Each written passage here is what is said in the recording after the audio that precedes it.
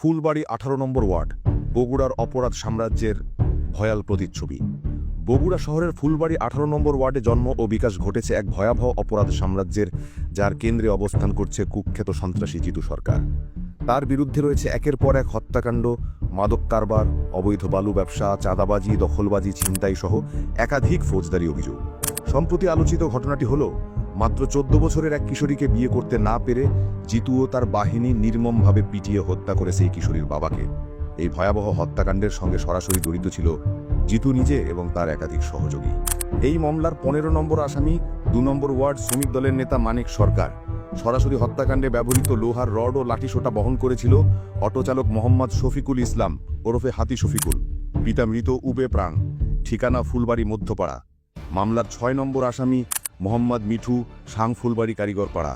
১৭ নম্বর আসামি জিতুর ছোট ভাই মোহাম্মদ নিতু সরকার, পিতা মৃত সেকেন্দার আলী। ১৩ নম্বর আসামি রিয়াজ এবং খালিগায়ে লুঙ্গি পরিহিত আমিনুর, যিনি ডিউজের সহযোগী হিসাবে পরিচিত। তারা উভয়েই এই নির্মম খুনের সক্রিয় অংশীদার। অন্যদিকে ঝন্টু ওরফে গোলাপ এবং ফরহাদ পাইকার, যার পুরো নাম মোহাম্মদ ফরহাদ পাইকার, পিতা মোহাম্মদ একরাম পাইকার, ফুলবাড়ি পাইকার পাড়া, আজিজুল হক কলেজ পুরাতন ভবনের পিছনে তার বাড়ি। এদের সবার নাম রয়েছে হত্যাকাণ্ডে জড়িত হিসাবে। এই খুনের অন্যতম গুরুত্বপূর্ণ পৃষ্ঠপোষক ছিল মইনুল হাসান, পিতা মৃত তফজ্জল প্রাণ, সাং ফুলবাড়ি মধ্যপাড়া। তার গ্যারেজেই চলে গাঁজার আড্ডা, যেখানে জিতু বাহিনীর সব সদস্য একত্রে মাদক সেবন করে। মইনুল শুধু গাঁজার আড্ডার নয়, ফুলবাড়ি নয়া নদীর লোহার ব্রিজ ও পাশের গুচ্ছগ্রামে গড়ে তুলেছে কিশোর ছিনতাইয়ের বাহিনী, যারা পথচারীদের জিম্মি করে অর্থ হাতিয়ে নেয়। এই মাহমুদুল ও মইনুলের যৌথ নেতৃত্বে ছাত্রছাত্রীদের ওপর চালানো হয় একের পর এক ছিনতাই ও হুমকি। জিতুর অতীত ইতিহাসও একই রকম নৃশংস। ছোটবেলা থেকেই ছিল চুরি চামারি ও ছিনতাইয়ের সঙ্গে যুক্ত। ২০০২ সালে আজিজুল হক কলেজের এক ছাত্রের সাইকেল চুরি করে গণপিটুনির শিকার হয়।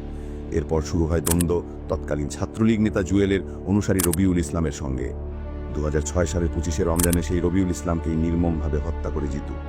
৮ বছর সাজা খেটে ২০১৫ সালে জামিনে মুক্ত হয় সে। জেলেই গড়ে তোলে মাদকের সিন্ডিকেট। কোর্ট পুলিশকে ম্যানেজ করে নিজের পেটে করে গাঁজা জেলে নিয়ে যেত, সহায়তা করত ভাই নিতু। জেল থেকে ছাড়া পেয়ে শিববাটি শাহী মসজিদ লেনে ভাড়া বাসায় উঠে আবারও ফিরে যায় পুরনো অপরাধ জগতে। ডাকাতি, মাদক, বালু, খুন সবই চালিয়ে যেতে থাকে।